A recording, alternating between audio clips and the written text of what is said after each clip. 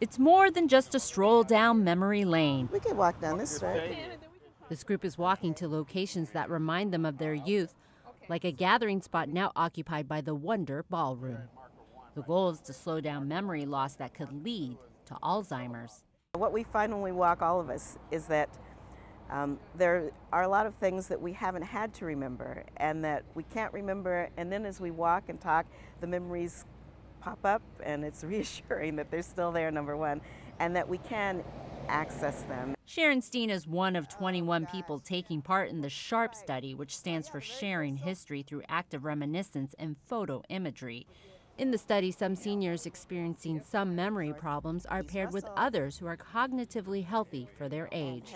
They use an iPad as a map and walk to different neighborhood sites. Oh my gosh! At each stop, the group looks at old pictures and shares memories.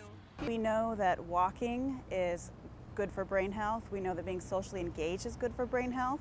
And there's also memory work involved in this because they're looking at historical photos of the neighborhood, and they're all culturally celebratory.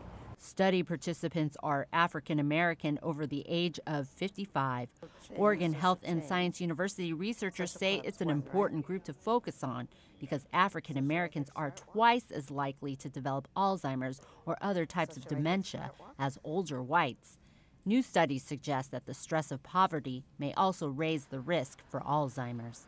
Socioeconomic factors and early life experiences and even lifelong stress contribute to cognitive decline and risk of dementia.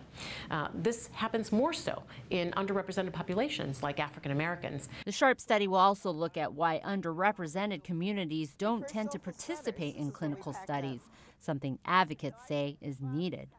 95% of the population that participates in clinical trials is actually white Americans.